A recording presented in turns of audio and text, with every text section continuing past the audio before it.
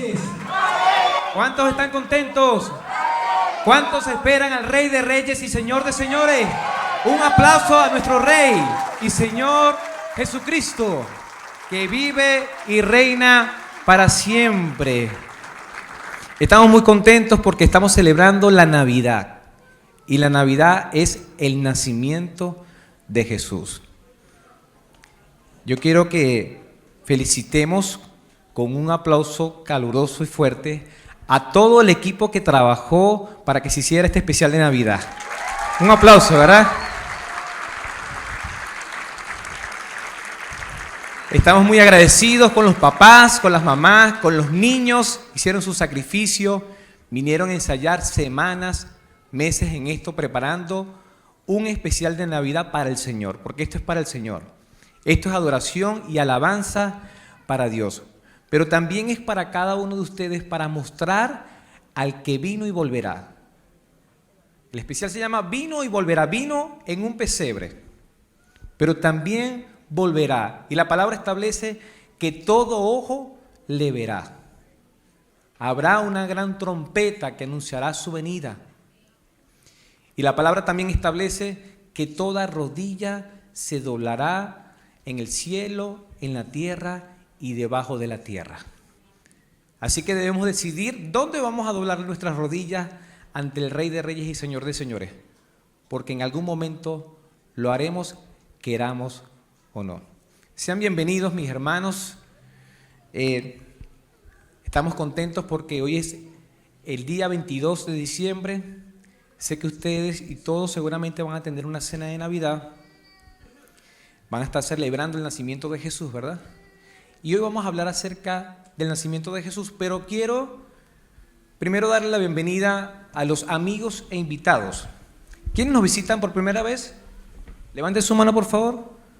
Tenemos bastantes invitados, Dios les bendiga. Vamos a darle un fuerte aplauso.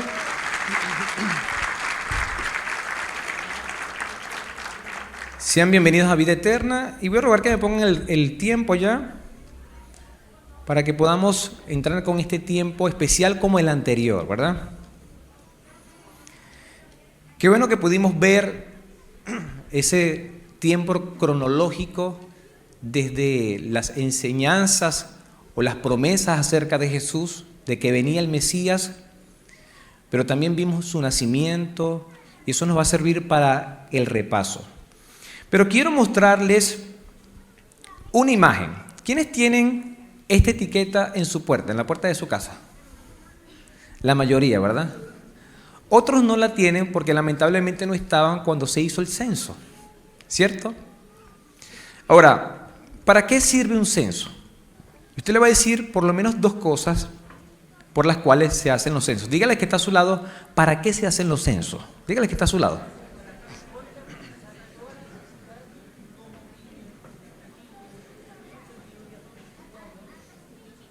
Muy bien, la gente se está comunicando. Dígale dos cosas por las cuales se hace el censo, ¿verdad?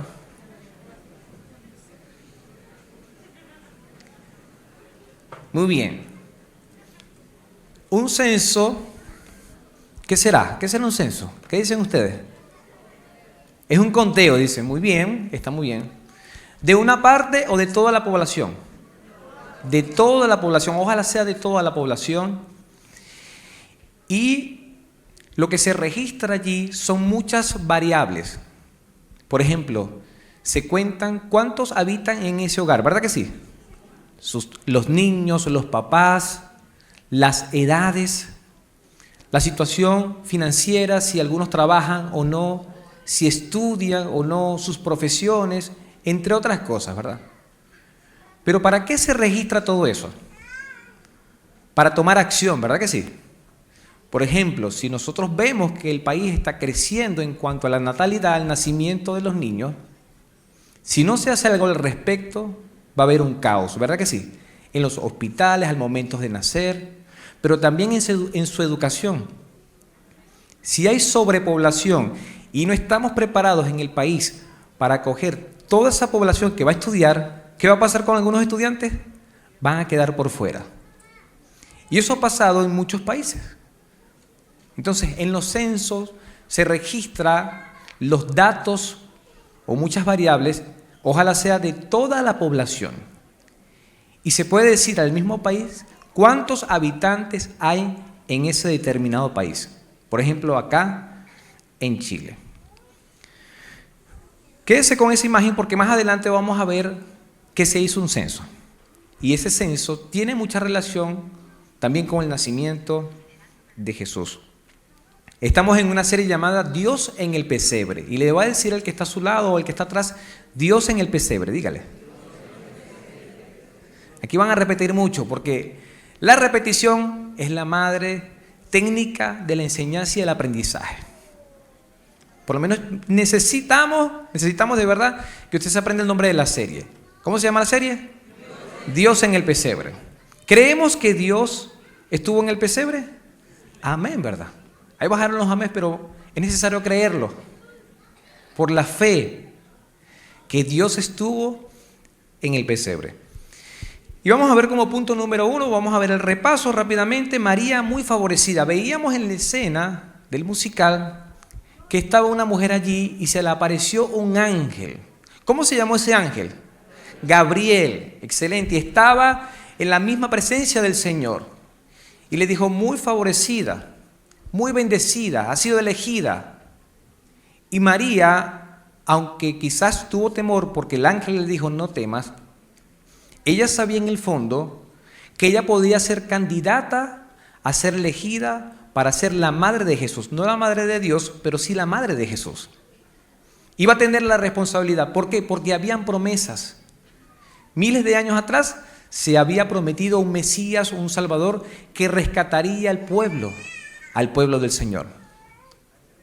¿Pudieron ver la imagen al principio cuando estaban unas mujeres encadenadas así? Representaban al pueblo y los lamentos del pueblo elegido del Señor. Y venía ese Mesías, ese Salvador, que iba a romper esas cadenas del pecado y de muchas cosas más. Ahora, el segundo domingo vimos la concepción. ¿Cómo iba a ser eso? Que María iba a estar embarazada. Y ella dijo bíblicamente, yo no he conocido varón. No vamos a dar detalles porque hay muchos niños acá. Pero todos los adultos sabemos cómo vienen los niños, ¿verdad que sí? Se ponen así como que... Eso es natural, mis hermanos. ¿Cierto? Ella estaba comprometida, ella se iba a casar, pero todavía no se había dado el matrimonio, la fiesta como tal, y mucho menos la consumación del matrimonio. El ángel le explicó que el Espíritu Santo iba a ser una parte, pero el poder del Altísimo la iba a cubrir con su sombra. Y explicamos todo eso, eso está en YouTube. Y usted lo puede ver en YouTube. Y en el domingo pasado vimos a José, un hombre justo. Cuando viene María de casa de Elizabeth, que era la prima, ya venía con 3 meses de embarazo. Yo no sé cómo fue esa escena, pero José se dio cuenta que María estaba embarazada. Y también, obvio, se dio cuenta que el niño no era de él. Y él dijo, ok, yo soy creyente del Señor, yo amo mucho a esta mujer, pero yo mejor me voy por un lado. Y me voy en privado. No le expongo, porque lamentablemente la pena del pecado es la muerte. Y explicábamos el domingo pasado que si él la denunciaba públicamente, lamentablemente le iban a apedrear. Era la ley, agarrar piedras y literalmente matarla. Pero si moría ella, ¿también moría quién? El bebé. Nosotros como creyentes del Señor, como cristianos, no estamos de acuerdo con matar a los bebés, con el aborto. Y damos gracias al Señor que José era un hombre justo y a pesar de que la justicia establecía que ella fuera apedreada, él dijo, mejor la dejo en secreto. Y cuando meditaba en esto, cuando pensaba en esto, ¿qué pasó? Se quedó dormido, tuvo un sueño y el Señor envía un mensajero, un ángel, y le dice, no temas en recibir a María, porque lo que está en su vientre del Espíritu Santo es. Y yo sé que esto es difícil de imaginárselo, pero lo podemos ver y lo podemos aceptar a través de la fe. Es la única manera. Ahora, estaban elegidos María para ser la madre de Jesús y José también. José tenía la responsabilidad de criar a Jesús como su hijo, tal cual. Y de hecho podemos ver el ejemplo. José era carpintero y ¿qué fue Jesús? Carpintero también. Le moldeó, le enseñó el oficio de la carpintería. Y qué bueno que pudieron, José aceptó a María, no le dio temor con la instrucción del ángel y siguieron con el matrimonio. Ahora, continúa el embarazo, ya vimos algunas imágenes y la personificación en el especial, pero vamos a leer entonces en Lucas 2, versículo 1. Lo que dice la palabra, dice: aconteció en aquellos días que salió un edicto, un decreto de parte de César Augusto para levantar un censo de todo el mundo habitado. De todo el mundo habitado en ese momento era lo que se conocía. No había tanta población como la de ahora. Y César Augusto era el emperador de Roma y comenzó a mandar 31 años antes de Cristo y mandó hasta 14 años después de Cristo. Entonces tenemos el emperador que se llama ¿cómo? César Augusto. Y el censo en ese momento, va a aparecer allí, el censo tenía doble propósito: facilitar la recolección de impuestos y descubrir quiénes podían hacer el servicio militar. Los judíos no estaban obligados, no les pertenecía ese derecho de pagar o de hacer el servicio militar. Pero había gente que se escondía. Yo no le voy a preguntar a usted, pero quizás usted conoce una persona que huyó del servicio militar. ¿Sí conocieron a personas que huyeron del servicio militar? Sí, ¿verdad? Los que estaban acá y tenían la edad apropiada hicieron su servicio militar, ¿verdad? Prestaron servicio a la patria misma, ¿verdad? Entonces, ¿cómo se llama el hombre que ordenó el censo según la Biblia? César Augusto, ¿verdad? Muy bien. Versículo 2.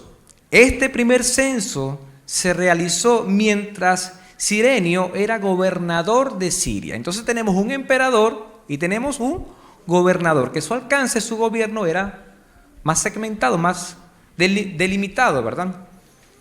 Y vamos a ver un mapa allí, y ahí está Siria en los tiempos de Jesús.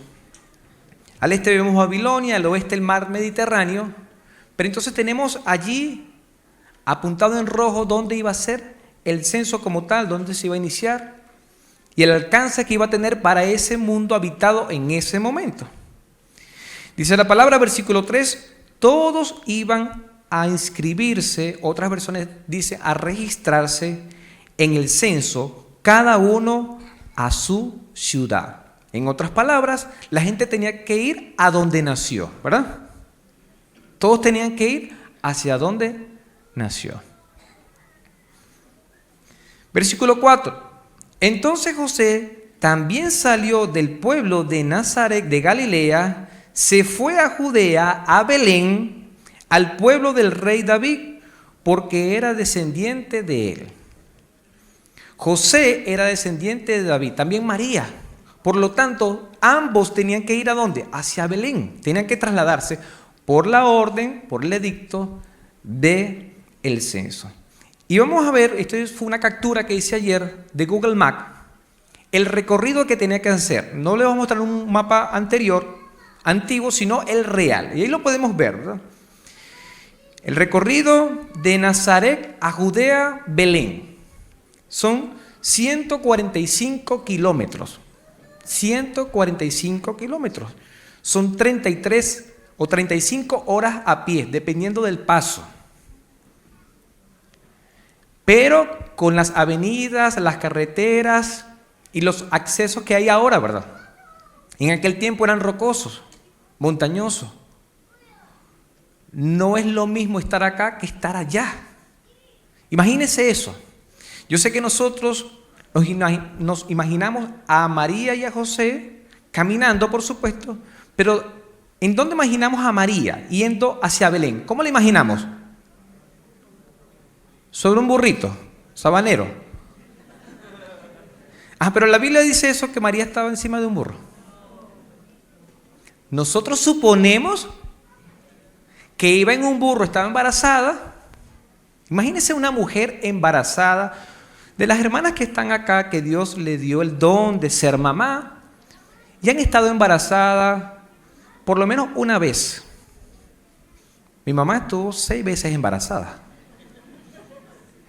Y las barrigas en la guata de nosotros eran inmensas. Ahora, levanten las manos las mujeres que han estado embarazadas. Yo ruego a Dios que no levante la mano un hombre. Ya. Arriba las manos de las mujeres embarazadas. Cuando ustedes estuvieron embarazadas, con las manos arriba, hermanas, tranquilas. Si ustedes parieron, tienen fuerza. Con las manos arriba. Cuando ustedes estuvieron embarazadas, su humor, estado emocional cambió. Sí, ¿verdad? Su sudoración, su temperatura cambió. Sí, ¿verdad que sí? Su sentido de olfato cambió. En algunas, sí. Y en cuanto a los antojos, ¿cuántas de las mujeres que están acá tuvieron sus antojos? Pero qué antojos, ¿verdad? Si una mujer está embarazada acá, no sé, pues vamos a poner un ejemplo bien alto, y tiene a la mano frutillas o cerezas, ¿de qué se va a antojar? De mangos, de piñas. Pero si tiene a la mano las piñas y los mangos, ¿de qué se antoja? Frutillas, cerezas importadas. ¿Qué quiero decir con esto? Que una mujer cambia su físico. Algunas aumentan como mínimo, y es lo normal, 10 kilos. Pero algunas 15 kilos y hasta 20 kilos. ¿Usted se imagina una mujer que era de 50, 55 kilos y que llegue a pasar 70 u 80? No voy a decir que levanten las manos mis hermanas, pero... Y hay hermanas que eso es comer y comer todo el día. Y el hombre la complace porque como está embarazada y está antojada, ya. Ahora imagínense a María en otros tiempos, con ese clima árido que hay en el oriente, caminando o en burro, con una barriga, un embarazo de más de 30 semanas. Ya sabemos lo que va a pasar, pero esta mujer estaba avanzada en el matrimonio, en el embarazo, perdón. Imagínense ustedes las mujeres bajo esas condiciones. ¿Debió ser difícil, sí o no? Sí, muy difícil. Demasiado difícil. Y ustedes y yo sabemos que las vestiduras de aquel entonces no son como las de ahora. Que uno dice, llegó el verano, ¿y qué hace uno con la ropa del invierno? La guarda y todo eso. Pero las mujeres judías de Israel no era así. Eran capas sobre capas. Imagínese usted así envuelta en varias capas con el embarazo. Tremendo eso, ¿verdad que sí? Entonces vemos, describe la Biblia, que se fueron de Nazaret a Judea, en unas condiciones climáticas bastante fuertes, difíciles, con una mujer embarazada. Hay algunas que se le inflaman los pies, las piernas, hay algunas que tienen complicaciones, hay otras les dan reposos. Hemos sabido de eso, ¿verdad que sí? Porque es riesgoso. Y de verdad que es un milagro que una mujer esté embarazada y pueda dar a luz a un niño o una niña. Es un milagro de Dios. Ahora, ¿por qué debían trasladarse a Belén? Sabemos que hay un edicto, una orden de parte del emperador. Pero también había una profecía, y la vemos en Miqueas, capítulo 5, versículo 2, dice, pero tú, oh Belén Efrata, eres solo una pequeña aldea entre todo el pueblo de Judá. No obstante, en mi nombre saldrá de ti un gobernante para Israel, cuyos orígenes vienen desde la eternidad.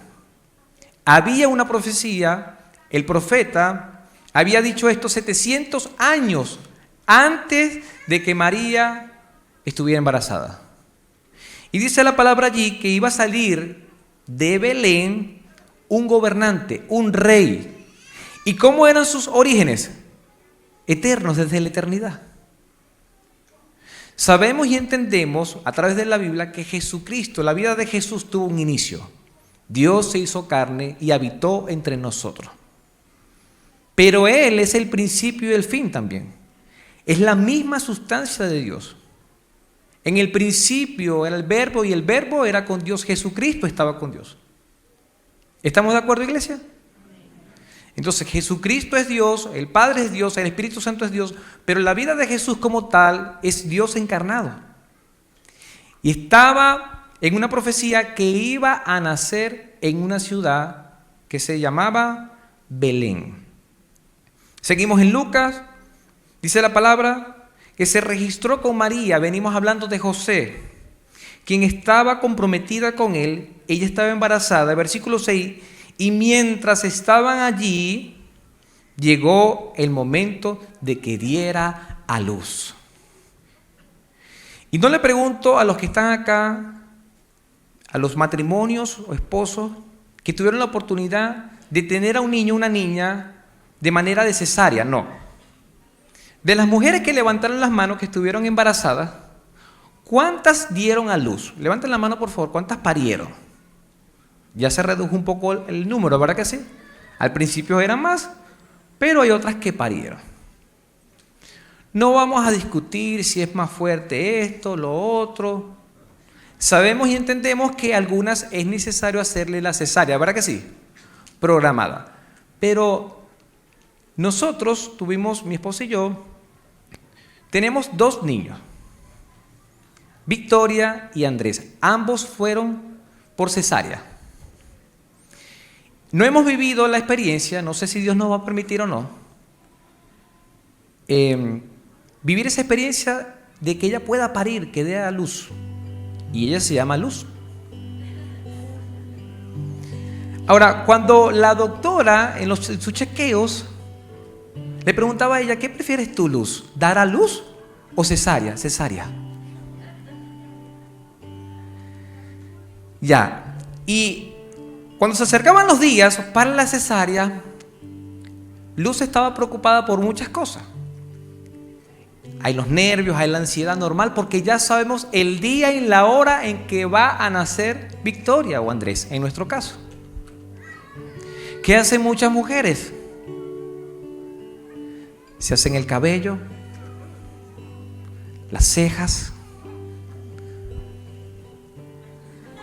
las pestañas, manicure. ¿Por qué? Porque ellas quieren verse lindas el día del nacimiento de su hijo o de su hija.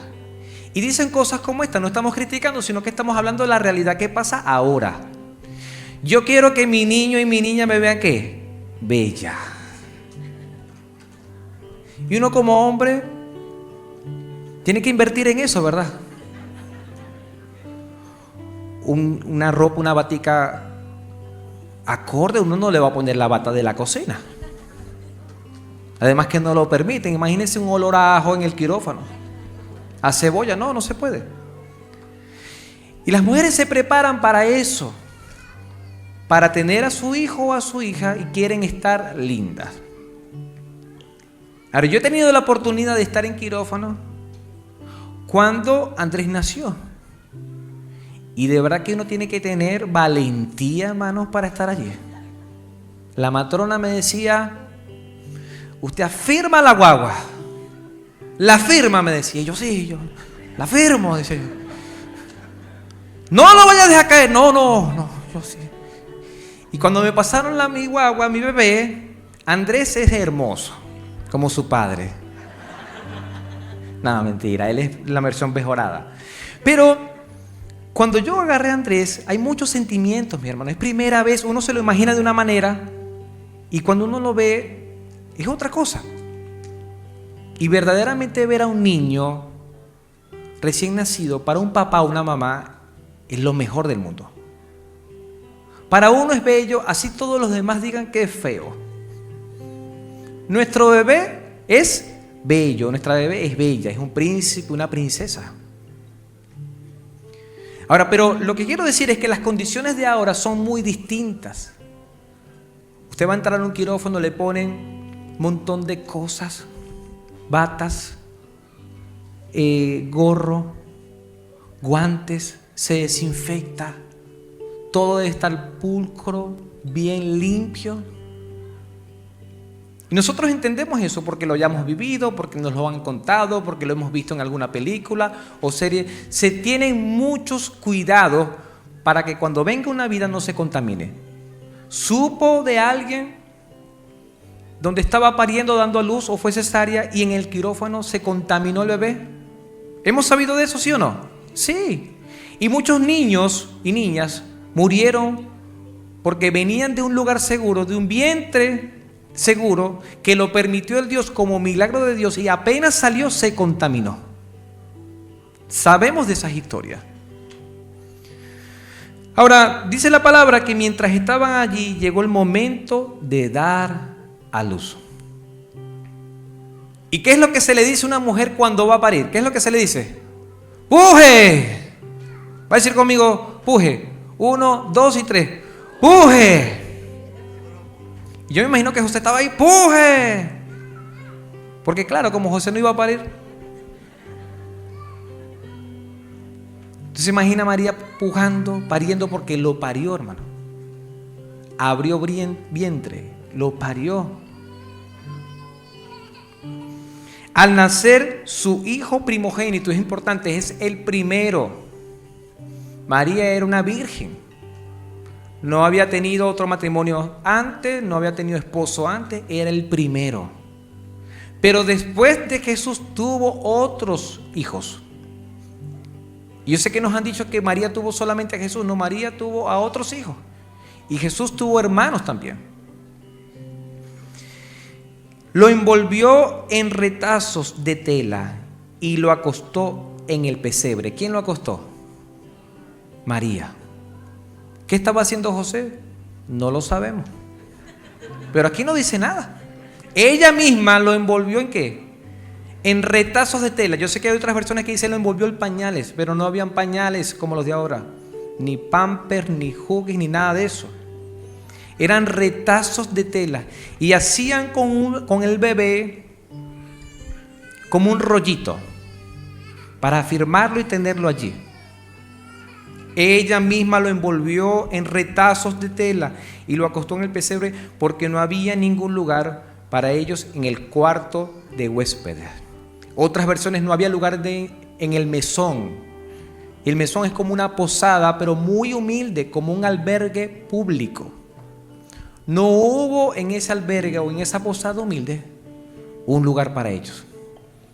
¿Por qué? Porque todos los habitantes se tuvieron que trasladar a su lugar de origen. Se estima que había muchos habitantes allí. Colapsó la ciudad por el censo. Y no hubo lugar para María y para José. Al parecer, es lo que deducimos de aquí, le dieron un lugar que era como un establo, el lugar donde están los animales, y allí lo acostó en el pesebre. El pesebre es un cajón de madera. Acá tenemos uno, pero este está muy bonito. ¿Les gusta o no el pesebre este cajón? Sí, ¿verdad? Está bonito, es de pino, y mis hermanos los servidores lo construyeron con mucho amor, pero esto es muy bonito delante del cajón de alimentos donde acostaron a Jesús. Porque allí comían los animales. ¿Y cómo comen los animales? ¿Será que los animales comen y después servilleta, por favor? No. Y en esos establos no solamente hay alimentos, sino que también hay ¿qué? Excrementos. ¿Y cómo son los olores de los animales? Suponemos que había un burro, porque todos imaginamos que María llegó en burro, el burro estaba allí. Las vacas, las ovejas y yo no sé qué otros animales. Pero aunque nosotros hacemos los pesebres muy bonitos y les ponemos luces y le ponemos un riachuelo, un caudal y una estrella y todo esto, y las ovejas blanquitas y las vacas perfectas. El pesebre de Jesús no fue así. Higiene no había, mis hermanos. Era un lugar donde había mal olor. Un lugar muy pobre, de pobreza, demasiado humilde. Y fue allí, en ese lugar, en esa ciudad, donde Dios quería que su Hijo Jesucristo naciera. Fue establecido así. Ahora, verdad bíblica, nuestro Señor Jesús comenzó en un pesebre y acabó en una cruz. Y en todo lo largo del camino no encontró dónde recostar su cabeza. Es triste verlo de esa manera, ¿verdad que sí? ¿Dónde comenzó la vida de Jesucristo? En un pesebre. Un lugar muy humilde, muy sencillo. ¿Y dónde terminó su vida? Clavado en una cruz. Porque fue crucificado por su pueblo. Gritaron a voces que lo mataran y se burlaron de él. Ahora, Jesús, como humano, como niño, seguramente fue muy lindo. Muy lindo. Como ya hemos dicho, cuando vemos a nuestros hijos, nuestros familiares, los vemos bellos. Y dame sol, Daniel, sol. Dios me permitió escribir una canción, la cantamos la vez pasada. Y el coro dice: Jesús, un niñito lindo en Belén. Jesús, ha nacido ya nuestro Rey. Jesús, es nuestra Navidad. Jesús, es nuestra Navidad. Jesús fue un niñito lindo en Belén. ¿Usted se imagina a Jesús ya cuando podía mover, voltearse? Porque eso es bonito, a los 4 meses comienzan a dar vueltas, empiezan a firmarse sus piernitas y después comienzan a gatear y no hay nadie que los pare, y uno anda después así con dolores de la columna y buscando al niño. ¿Se imagina a Jesús dando sus primeros pasos? Él tuvo que aprender a caminar como cualquiera de nosotros.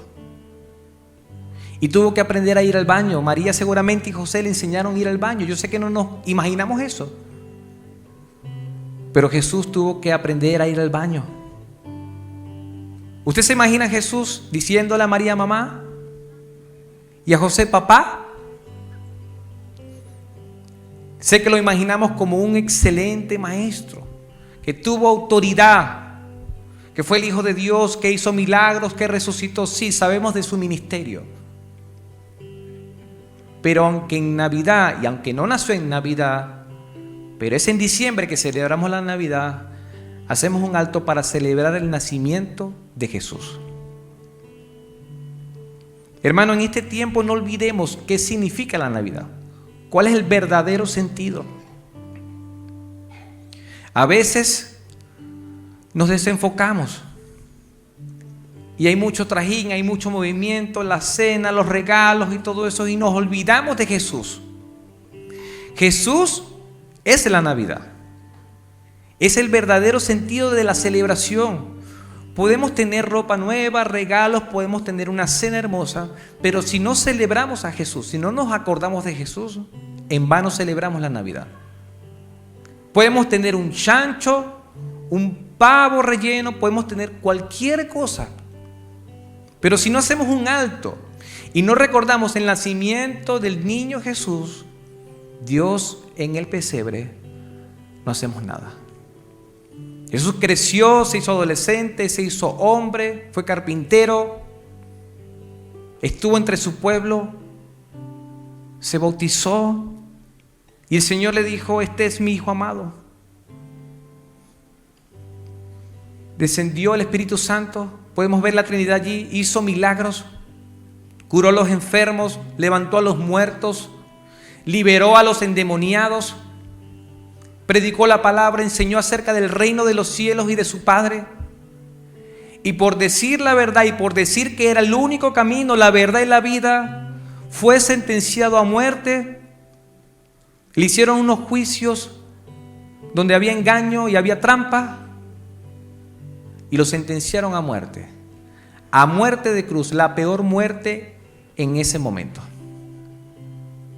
Lo mataron, lo sepultaron y al tercer día resucitó. Se levantó de entre los muertos. Se mostró a más de 500 personas por 40 días. Y hubo un momento donde estaba con sus discípulos y dijo: toda autoridad se me es dada en el cielo y en la tierra. Jesucristo es Rey. Y Él dijo: con esa autoridad yo los envío a todo el mundo a que prediquen el Evangelio, que hagan discípulos, que bauticen en el nombre del Padre, del Hijo y del Espíritu Santo, y yo estaré con ustedes todos los días hasta el fin del mundo. Ese que vino como un niño y que lo acostaron en un pesebre y que hicieron un rollito con telas, murió en la cruz, sí, pero resucitó. Está a la diestra de Dios Padre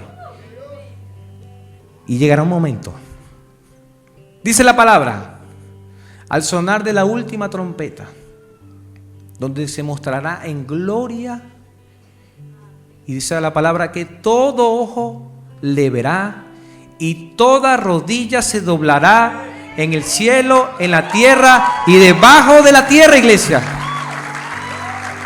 Jesucristo viene pronto y viene por su iglesia. El que vino volverá. Póngase de pie, por favor, allí, y vamos a orar al Señor dándole gracias por ese niño que envió y nos mostró el camino al Padre. Señor y Padre nuestro, gracias, Señor. Gracias, Padre, porque hoy, Señor, en esta iglesia y quizás en muchas iglesias, Señor, celebramos el nacimiento de Jesús. Señor, tu palabra estableció que tanto amaste al mundo, fue tan grande tu amor, que enviaste a tu Hijo unigénito, para que todo aquel que en Él crea no se pierda, mas tenga vida eterna, Señor. Gracias porque Jesús, Señor, nació, creció, ejerció el ministerio y mostró el camino, la verdad y la vida. Y nadie llega a ti, Señor, si no es a través de Jesús. Hablo con aquellos que hoy saben la verdad, porque la han escuchado de familiares, porque la han escuchado de otras personas, pero hoy están escuchando que Jesucristo es el camino, la verdad y la vida. Es en Jesucristo que podemos ser salvos. La palabra establece que si confesamos con nuestros labios que Jesucristo es el Señor y creemos en nuestro corazón que Dios le levantó de los muertos, serán salvos. ¿Qué debes hacer ahora? Confesar a Cristo. Jesucristo dijo: arrepentíos y convertíos porque el reino de los cielos se ha acercado. Él hizo ese puente, Jesucristo hizo ese puente entre la humanidad y el Señor, Dios Todopoderoso. Si tú no estás seguro de tu salvación, si verdaderamente quieres celebrar la Navidad con todos los sentidos, es necesario que usted reconozca a Jesucristo como Señor y Salvador. Y yo te quiero guiar con una oración. Y vas a decir conmigo: Señor, reconozco que soy pecador o pecadora. Te pido perdón por mis pecados. Límpialos. Séllame con tu Espíritu Santo y dame el regalo de la vida eterna, Señor. Hazme tu hijo, Señor, en el nombre de Jesús, y que cuando tú vengas, Señor, me vaya contigo. En el nombre de Jesús. Amén y amén.